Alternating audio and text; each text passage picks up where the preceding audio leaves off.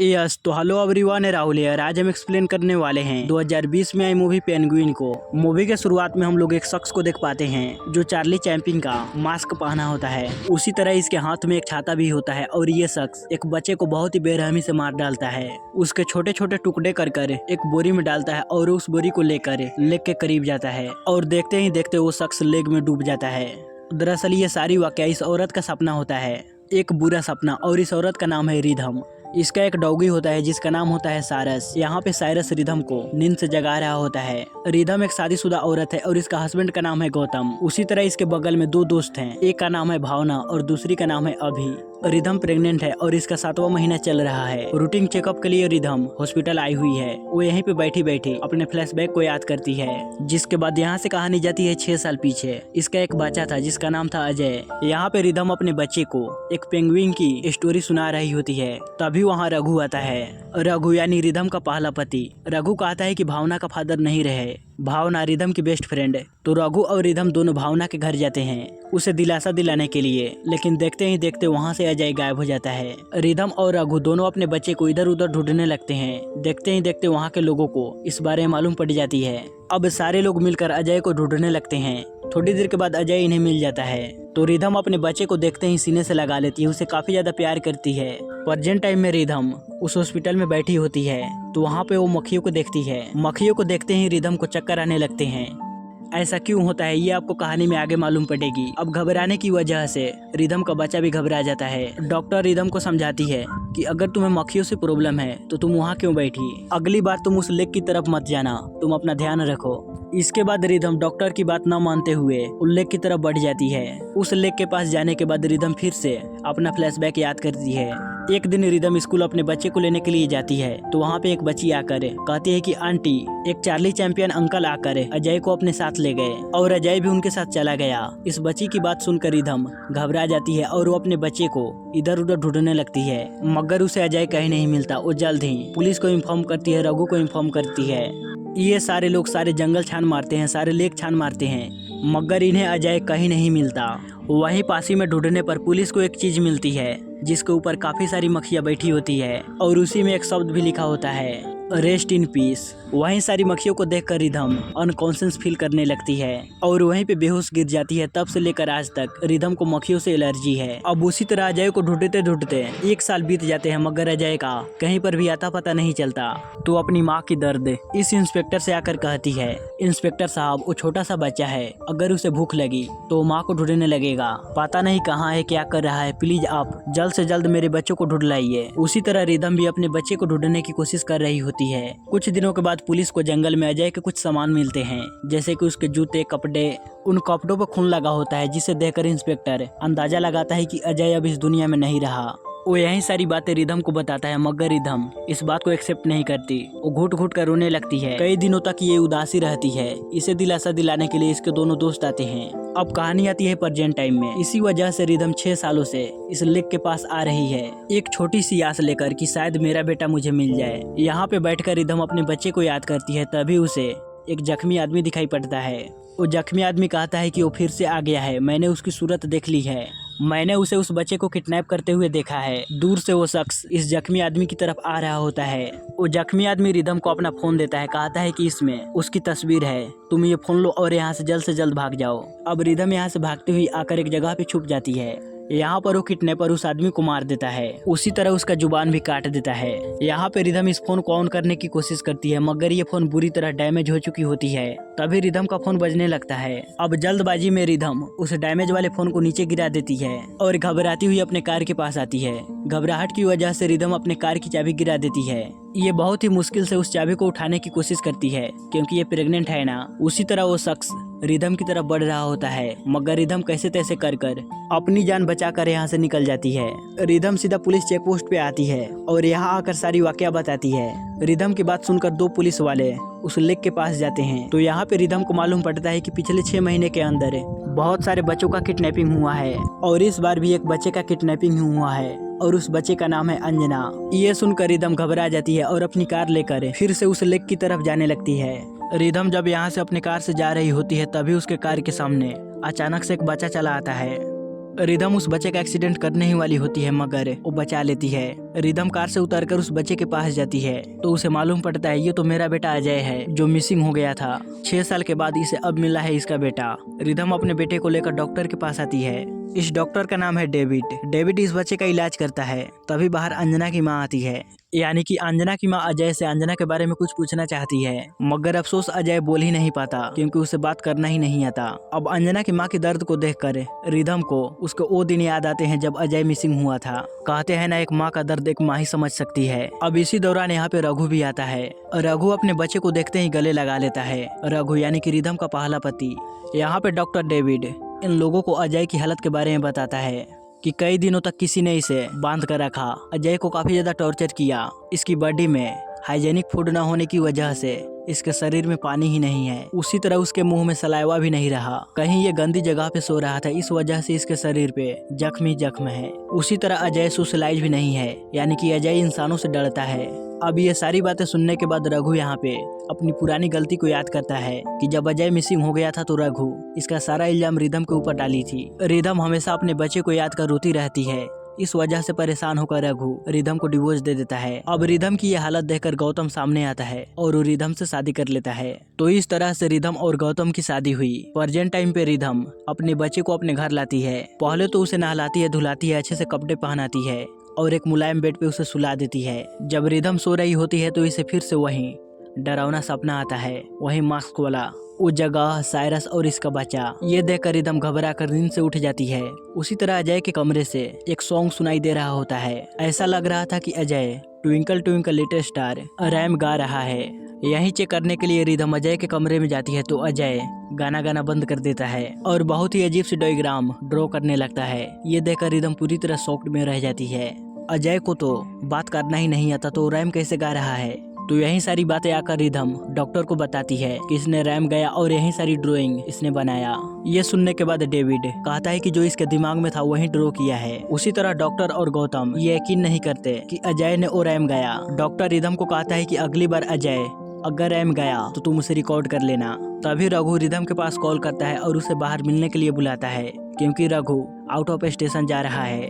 आखिरी बार वो अपने बच्चे को देखना चाहता है। तो उसी तरह रिदम अजय को लेकर वहाँ जाती है और एक रेस्टोरेंट में जाकर बैठती है। तो यहाँ पे अजय आइसक्रीम खाते खाते अपनी आंखें बड़ी कर पीछे देखता है। अजय को ऐसा देख रिदम अपने फोन का पीछे वाला कैमरा ऑन कर पीछे देखने लगती है। तो वहाँ पे 2 कोट वाले शख्स बैठे होते हैं। रिदम जब इन्हें फॉलो करती है तो वो एक लड़की होती है जो अपने बच्चों से मिल रही होती है। इसके बाद रिदम जब अपने टेबल के पास आती है तो इसे एक एनुवेलम दिखती है जिस पर ये लिखा होता है रेस्ट इन पीस। ये देखकर रिदम को दूसरे कोट वाले शख्स की याद आती है। वो फिर से बाहर जाती है। रिदम भीड़ में इधर उधर देखती रहती है। तभी उसे भीड़ में एक इंसान नजर आता है जो चार्ली चैंपियन का मास्क पहना हुआ है। रिदम उसे फॉलो करने ही वाली होती है। तभी वहाँ रघु चला आता है। इसी बीच अजय रिदम का हाथ छोड़कर यहाँ से भागने लगता है। तो रिदम साइरस को आवाज लगाती है अजय को ढूंढने के लिए। तो साइरस अजय को ढूंढने लगता है। साइरस के पीछे रघु भी भागने लगता है। थोड़ी देर के बाद साइरस कुछ दूर आगे जाने के बाद साइरस अजय को ढूंढ लेता है। अजय एक रास्ते पे खड़ा होता है जहाँ पर कोई भीड़ भाड़ ना हो। तो वहीं पे रघु उस एनवलप को ओपन करता है। उस एनवलप में गौतम की तस्वीरें होती है और गौतम के साथ एक लड़की भी होती है। ये देखकर रघु गौतम के ऊपर शक करने लगता है। तो रिदम कहती है कि गौतम ऐसा इंसान नहीं है, मुझे उस पर पूरा भरोसा है। इसके बाद रघु अजय को उस जगह पे ले जाता है जहाँ पर रिदम और रघु पहली बार मिले थे। कुछ दूर आगे जाने के बाद अजय वहीं पे रुक जाता है, वो आगे ही नहीं बढ़ता। ये देखकर रिदम रघु को कहती है कि मुझे लगता है कि अजय डर रहा है। तो रघु कहता है मुझे नहीं लगता कि अजय डर रहा है, मुझे तो ये लगता है कि अजय उस किडनैपर की सपोर्ट में है। तुम ही सोचो, हमारे साथ ये 2 साल रहा मगर उस किडनैपर के साथ 6 साल रहा। तो लॉजिकल से देखा जाए तो अजय उस किडनैपर के ही सपोर्ट में रहेगा। इस तरह से ये दोनों बात कर रहे होते हैं। यहाँ पे अजय एक स्क्रू ड्राइवर लेकर ड्राइवर के ऊपर हमला कर देता है। ये देखकर रघु अजय के ऊपर गुस्सा होता है और उसे गुस्से में कहता है कि तुम इस स्क्रू ड्राइवर को उधर साइड में फेंक दो। अजय जब स्क्रू ड्राइवर को फेंक देता है तो उसकी वजह से वहाँ पे काफी सारी मक्खियाँ उड़ने लगती है। तो अब इन मक्खियों को देखकर रिदम यहीं पे बेहोश होकर गिर जाती है। बेहोशी की हालत में रिदम को डरावनी वही सपना आता है, चार्ली चैंपियन का मास्क, छाता, उसका बच्चा और साइरस। रिदम की जब आंखें खुलती है तो वो सेफली अपने घर में होती है। यानी कि रघु रिदम को अपने घर लाया होता है। रघु जब यहाँ से जा रहा होता है तो रिदम उसे पूछती है कि अजय किसी की बात नहीं सुनता, तो तुम्हारे कहने पर वो स्क्रू ड्राइवर कैसे फेंक दिया। रघु कहता है शायद मेरे डराने की वजह से वह उस चीज को फेंक दिया हो, शायद अजय को इसी डर के माहौल में पाला पोसा गया है। ऐसा कहकर रघु यहाँ से चला जाता है। अब उसी रात अजय अपने हाथ में कांच का टुकड़ा लेकर रिदम के पास आता है और उसके पेट के ऊपर हमला करने की कोशिश करता है। तभी रिदम की आंखें खुल जाती है, यानी कि ये सारी वाकया रिदम की एक सपना थी। रिदम को वही रैम्स फिर से सुनाई देता है जो अजय गा रहा होता है। इस बार रिदम उस आवाज को अपने फोन में रिकॉर्ड करती है और धीरे धीरे कर अजय के कमरे में जाती है। यहाँ पर अजय बंद पड़ी टीवी को बहुत ही गौर से देख रहा होता है। रिदम को ये कुछ भी समझ नहीं आता तो साइड में जाकर खड़ी हो जाती है। यहाँ पर सीन ये होता है कि वो आदमी घर के बाहर ही है। उसका छवि उस टीवी के शीशे पे दिखाई दे रहा था, इसलिए अजय उस टीवी को गौर से देख रहा था। उस शख्स को मालूम नहीं होता कि रिदम उसी कमरे में है, तो वो शख्स अजय के कमरे में आता है। वो अजय से इशारों में बात करता है तो अजय उसके इशारों को रिस्पॉन्स करता है। तभी रिदम एक रॉड लेकर इस मास्क वाले शख्स के ऊपर हमला कर देती है, जिस वजह से उसका मास्क नीचे गिर जाता है। तभी वो शख्स रिदम का गला पकड़ लेता है और उसे अपनी तरफ देखने नहीं देता और उसे दूर फेंक देता है और वो शख्स यहाँ से निकल जाता है। ये होने के बाद रिदम तुरंत डॉक्टर को, इंस्पेक्टर को और रघु को यहाँ बुलाती है। यहाँ पे रिदम इशारों में जो बात हुई वो डेविड को बताने लगती है। यहाँ पे डेविड अजय से इशारों में बात करने की कोशिश करता है, मगर अजय उसके इशारों को कोई रिस्पॉन्स ही नहीं देता। ये देखकर डेविड इन लोगों को समझाने लगता है कि अजय और उस शख्स के बीच कोई सीक्रेट लैंग्वेज होगी, इसीलिए अजय उस आदमी को रिस्पॉन्स किया, दोनों का गहरा कनेक्शन होगा। यहाँ पे रघु अभी से उसके हस्बैंड के बारे में पूछता है, यानी कि कातिर के बारे में, तो अभी कहती है कि कातिर ट्रिप पे गए हुए हैं और उसी तरह उसका फोन भी नॉट रीचेबल आ रहा है। यहाँ पे एक और बात यह है कि अभी और कातिर की शादी हुए काफी साल हो गए हैं, लेकिन अभी तक इनका कोई भी बच्चा नहीं हुआ। अगले दिन रिदम और गौतम डॉक्टर से मिलने के लिए जा रहे होते हैं, तो वहाँ पे अंजना की माँ बेहोश पड़ी होती है, यानी कि अंजना की माँ अंजना को ढूंढते ढूंढते बेहोश हो गई है। तो यहाँ पे गौतम अंजना की माँ को हॉस्पिटल ले जाता है और रिदम को वापस घर जाने के लिए कहता है। रिदम जब अपने कार में आती है तो अजय मौजूद होता है, लेकिन साइरस यहाँ नहीं होता।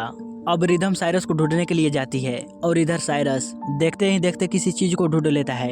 रिदम वहाँ के कचरा कूड़े को हटाकर ऑब्जर्व करने लगती है, तो वहाँ पे कुछ बाल होते हैं और कुछ कपड़े, और ये कपड़े किसी और के नहीं अंजना के होते हैं। देखते ही देखते साइरस रिदम को एक घर बुला कर लाता है और ये घर किसी और का नहीं डॉक्टर डेविड का होता है।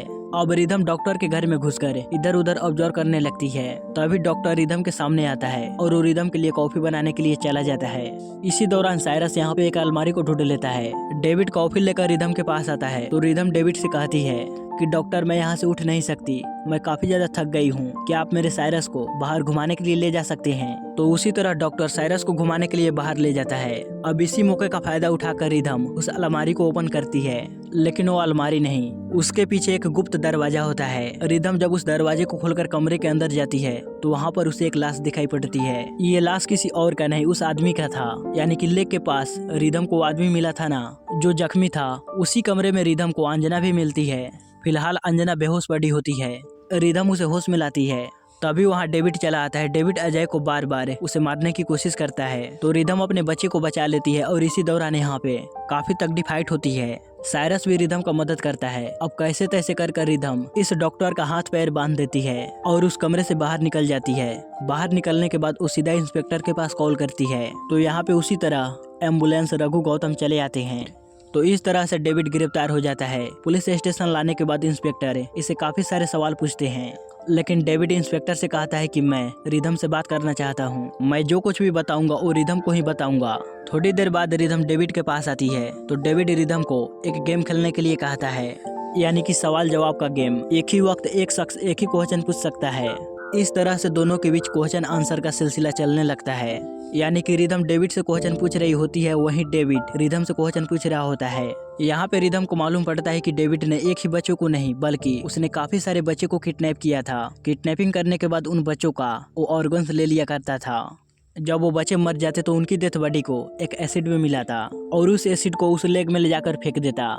अब इस सवाल जवाब के बीच रिदम को अपने सवाल का जवाब नहीं मिलता कि आखिर डेविड ने अजय को क्यों किडनैप किया और उसके साथ ऐसा क्यों की। यहाँ पे इंस्पेक्टर रिदम को कुछ बच्चे की तस्वीरें दे रखी होती है उनके बारे में पूछने के लिए, तो रिदम उन तस्वीरों को लेकर एक एक कर उससे सवाल जवाब करती है, यानी कि ये जानने के लिए कि डेविड किस बच्चे को किडनैप किया है, किस बच्चे को किडनैप नहीं किया है। इसी तरह डेविड कुछ बच्चों को हाँ कहता है, कुछ बच्चों को ना बोलता है। तो इसी दौरान रिदम अपने बच्चे की तस्वीर को दिखाती है। तो डेविड कहता है नहीं, मैंने तुम्हारे बच्चे को किडनैप नहीं किया।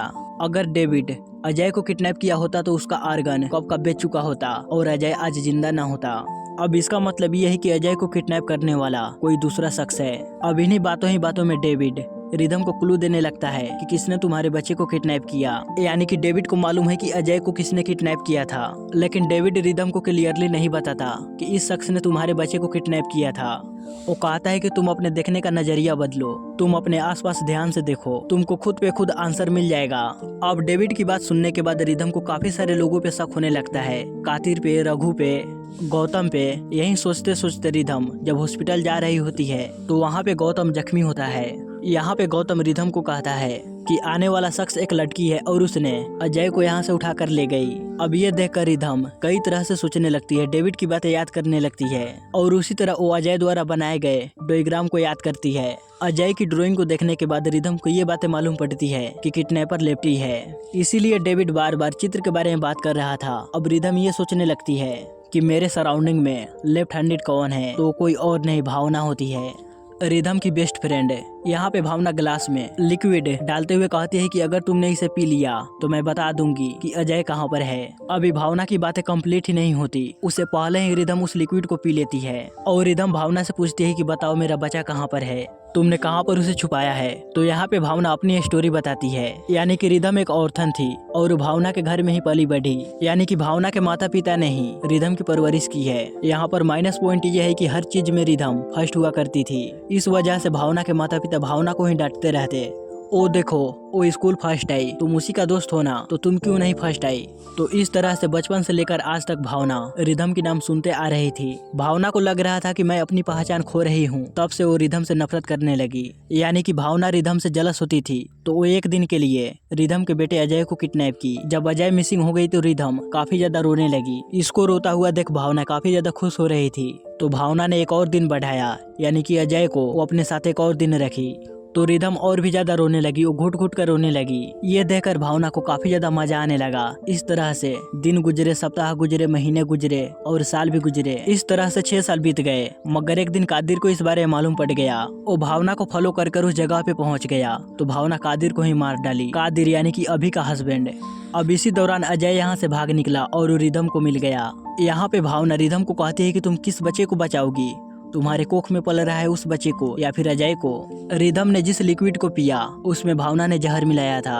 1 घंटे में दोनों मारे जाएंगे, यही कहते कहते भावना अपने आप को गोली मार लेती है बिना अजय का पता बताए। तो रिदम सबसे पहले भावना के घर के अच्छे से तलाशी लेती है, मगर इसे अजय कहीं नहीं मिलता। इसके बाद रिदम अपने दूसरे बेटे यानी कि साइरस का सहारा लेती है। साइरस रिदम को एक जंगल में ले जाता है। अब रिदम को चलते चलते ब्लीडिंग होने लगती है, लेकिन रिदम हार नहीं मानती, वो अपने बच्चे को ढूंढते ही रहती है। तो फाइनली साइरस उसी जंगल में एक सीक्रेट दरवाजे को ढूंढ लेता है। तो बहुत ही मुश्किल से रिदम उस दरवाजे को ओपन करती है, तो वहाँ पे अजय मौजूद होता है। यहाँ पे पहली बार अजय रिदम को देखकर माँ कहकर बुलाया। शायद अपनी माँ की हालत को देखकर अजय अब बोलने लगा। उसी तरह अजय उस कमरे से बाहर आकर मदद के लिए जाता है। फाइनली अब यहाँ पे ये तीनों बच जाते हैं। यहाँ पे रिदम अजय को उस पेंडिंग पिंगुइन की कहानी सुनाने लगती है। गाइस, इस मूवी का मैसेज ये है कि किसी को भी कमजोर मत समझो, स्पेशली पेरेंट्स अपने बच्चे को। मतलब कि हर एक का खुद का टैलेंट होता है, किसी की तरफ उंगली बताकर उसके जैसा बनने के लिए मत कहो। इससे बच्चे के दिमाग पे बहुत असर पड़ता है और वो बच्चा सोच लेता है कि मैं ये कर नहीं सकता, और उस तरह से वो बच्चा उस काम को करने की कोशिश भी नहीं करता। ये मैसेज स्पेशली पेरेंट्स के लिए है। और इसी के साथ ये वीडियो यहीं पे खत्म होती है। सो गाइस, आपको ये मूवी कैसी लगी प्लीज हमें लाइक और कमेंट कर जरूर बताइएगा।